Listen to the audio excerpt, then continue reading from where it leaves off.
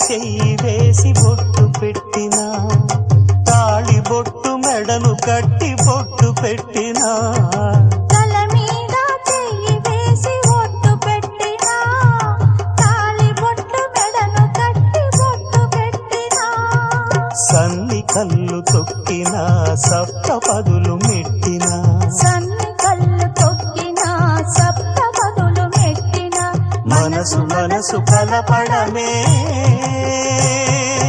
మంత్రం పరమార్థం. శ్రీరస్తు శుభమస్తు, శ్రీరస్తు శుభమస్తు. శ్రీకారం చుట్టుకుంది పెళ్లి పుస్తకం, ఇక ఆకారం దాచుతుంది కొత్త జీవితం.